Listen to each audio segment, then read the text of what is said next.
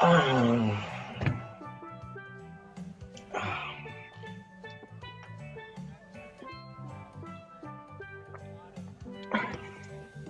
oh, hey, I didn't see you there. How's it going? I'm Carlos Estrada. I'm the writer director of Legacy, and Ruben asked me if I wouldn't mind taking some time off of my vacation here on the beach down in the Caribbean to answer some questions about my play, give a little feedback to some folks who are interested in my process and the you know characters and a bunch of different stuff like that. So anyway, let's give it a go. So there were a number of different questions that got sent over to us, various different questions, but I felt that they were all kind of had to do with one thing or another. So there was one question here that said, have you considered writing the entire piece from Chuck's POV? It seems rather odd that Ricardo was fully unaware of Chuck and Chuck's consciousness before their scene. Wouldn't Ricardo's employers have given him warning about Chuck? And if so, wouldn't Ricardo be instructed to avoid any interaction with Chuck? And I mean, to me, that question was really easy. I mean, on the one hand, writing it from Chuck's POV would be a completely different play, a totally different play. Never even crossed my mind to do that, but now that you mention it, I'm probably going to steal that idea and use it in the future. As far as why it is that Ricardo wasn't informed about Chuck and his consciousness, I mean, nobody ever tells a janitor anything, for starters. I don't know if you've ever worked in an office and had somebody who came around and picked up the trash, like sometimes while you were still there because you were working late or working early or whatever. But I mean, nobody ever talks to anybody, So it's very likely that nobody ever bothered to tell the janitor, because why would they, that this thing is alive or conscious or able to process complicated data sets or whatever, because it wouldn't have mattered anyway. He wouldn't have known what they were talking about, or at least that's what they would have thought. But that's the whole point of the play, is that, this guy is deeper than he looks. Did Dr. Wily create Chuck so he would be remembered since he never had children? That's very possible. It could also be possible that he's got a family that is estranged from. It could be possible that a lot of other things are going on. As far as Dr. Wily's backstory, I really never thought about him trying to make up for something with his work, and rather trying to prove something with his work, right? Like, he had this overwhelming passion to create this device and he built his entire life around it. Did he neglect his family and friend obligations in order to do this? Yeah, it's very possible, but not necessarily so. Somebody else asked, does Luce end up changing her perspective by the end of play? In what way? I really do think that Luce does come around at the end of the play. I don't think if you would have asked Luce, say in the second scene or the early part of the second scene, to unplug Chuck, I don't think she would have been able to do it. I just don't think that would have really been in her nature at that point. I think that's something that she probably came to realize, especially once he started making decisions on his own, that she realized, oh crap, like this could really get out of control. And if it does, like, what am I going to do? And certainly her obligations to the university and to her own career probably made it a little bit easier for her to, pull the plug at the end, for sure. But I think the naivete with which she, addresses the possibility of the computer's sentience early on has been resolved by the end into, a capacity for understanding the true horror that this thing could unleash if it's left to its own devices. So, yeah, she definitely does change. So there were a couple of different questions that had to do with artificial intelligence and had to do also with where the literary and film aspirations come from. And then also a question about my technique. So let me read those real quick for you, and then I'm just going to go off on this horribly long diatribe, but that's what you get. I mean, bothered me on vacation, man. I'd rather be out there, swimming back over that way, or I don't know, maybe doing some jet skiing or something. But got to be a big jet ski. I'm kind of fat.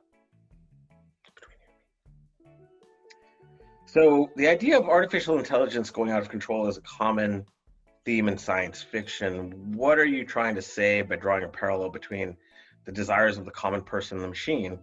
Similarly, somebody else asked, AI is such a terrifying topic with so many variables. What prompted you to delve into the ideas of progeny, legacy, and remembrance? And then somebody else asked, what were some of your literary film inspirations for this piece? And that might not seem related, but trust me, I'm going to weave that all together here. And then somebody else asked, what is your technique inspiration for writing such precise and humorous dialogue? Well,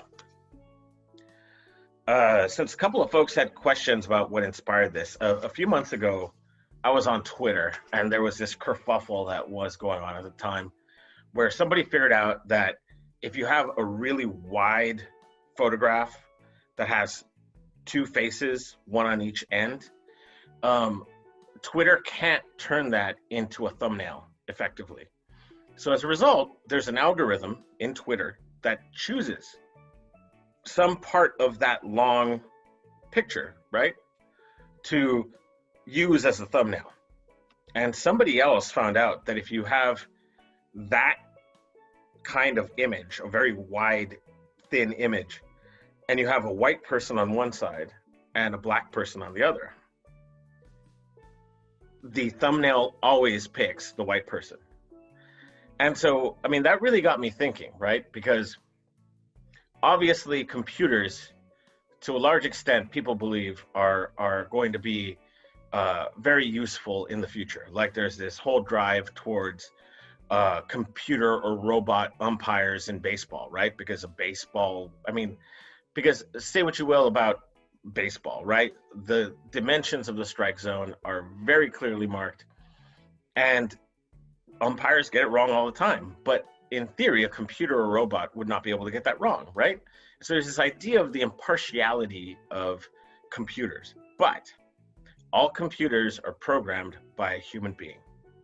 And so if a human being who is programming computers has certain prejudices or certain values, certain ideals over others, right?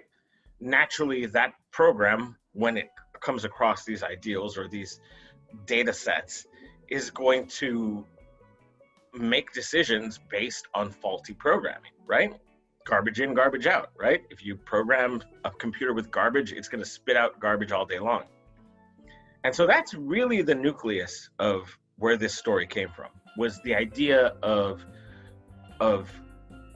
what happens when you program your beliefs into a machine, and then that machine gains sentience and the ability to create from this basic bedrock foundation a number of different extrapolations that are uniquely its own, right? And so after that, I saw that on Twitter. I mean, naturally, my first instinct was to write a play about a racist robot. But I felt that was a little bit too on the nose and a little too heavy-handed. It really didn't work out too well. I never actually got any of that down on paper, just so you guys know, because my process of writing is a lot to do with creating characters that live in my head for a while and that talk to each other a lot. It's a special kind of madness. I really fucking love it. It's great. And yeah, that's one of the things that came around. And then there were a couple of other little ideas that kept popping into my head. The character of Ricardo is actually based on somebody that I know who has advanced degrees from a university in Mexico and who is trying to find his way in the United States. And it's ridiculous to me. And I figured it would be ridiculous to the computer that somebody who has advanced degrees from another country would be prohibited from using those degrees in this country because of bureaucracy or because of state intervention or because of all of these other things. I mean, on the one hand, I kind of understand why they do it. They do it because they want to protect the American workforce. But on the other hand, it's horribly short-sighted, incredibly unfair. And quite honestly, we could do a lot better than that. So that's one of the things that popped into my head that created that whole part of it. And as far as that kind of thing goes, that's the other thing that's a real big part of my process, is just keeping my ears open and exercising my imagination. So I'm online way more than I ought to be on a daily basis. And I let all of these little ideas and big ideas and news stories and interviews and stuff, I let all of that just kind of fertilize my mind constantly, and random little connections start forming. And the worst part about that kind of thing is that I'll think of a really cool idea while I'm like grocery shopping and there's nobody there, and I don't take out my phone and write it down. And so there's probably thousands of ideas that have been lost to me because I just didn't care. And I should have, probably. But yeah, I mean, I just let all of those guys just kind of talk inside their head and hang out and do that kind of thing. And, you know, I also just imagine a lot. So when I was a kid, I would tell my parents I was going to church because I hated going to church. Instead of going to church, I would go to the donut shop, or I would go to the mall. If I went to the donut shop, I'd spend most of the time playing Street Fighter 2. But if I went to the mall, I'd walk around and, you know, do some window shopping and maybe buy a pretzel or a couple of other little candies or whatever here or there, right? To just, you know, keep myself entertained for a little bit. And then inevitably I'd get bored, or I'd run out of money or not care anymore. And so I would sit down on a bench and I would watch people walking by, and I would like try to make up stories about them. Like, why are they there? Where are they going? You know, where are they from? What's their house like? What's their mom like? What's their dad like?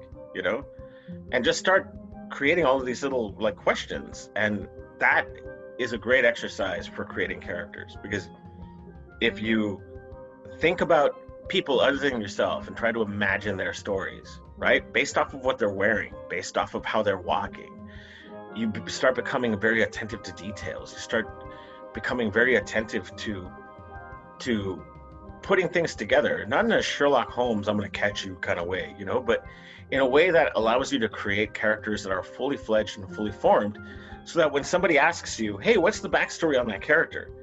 Like, next thing you know, you're like talking for 30 minutes about like this dude that you made up, but that you did you make him up? Really? At that point? Because at that point, you've been thinking about him for hours. You've been thinking about him for months. You've been thinking about him for like weeks and maybe even years, you know? And at that point, like, they might be more real than some of your friends. They might be more real than some of the people that you actually know, because you don't know any of their stories, but you know this story because you made it up, you know? I don't know, I'm just saying. It's starting to get a little weird here, a little postmodern. But yeah, and as far as the precise and humorous dialogue, I mean, that's news to me. There is one funny thing about that, though. I do have this really bad tendency of building a play around a single joke. Like, I'll come out with a joke. I'll be talking to somebody. I'll be talking to my wife. I'll be talking to, you know, my sisters, anybody. And I'll just say something really funny. And I'll think to myself, that should be in a play. And then next thing you know, I'm building an entire play around a stupid joke that half the time, honestly, in the play doesn't even land. So I guess that's another idea, if you wanted to, is just pick some random idea, some random thing that you said, and try to build a play around it.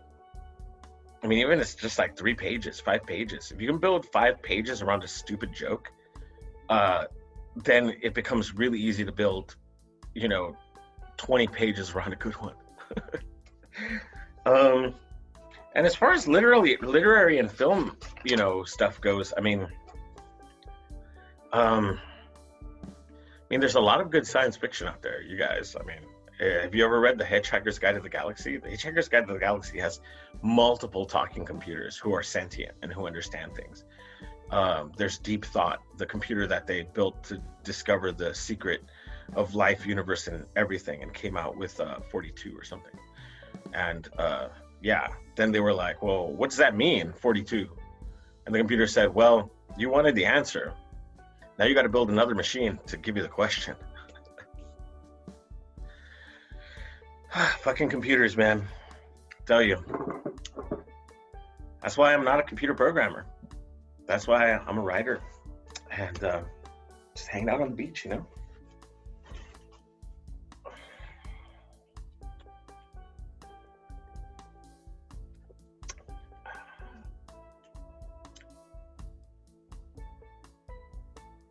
Holy shit, you're still here.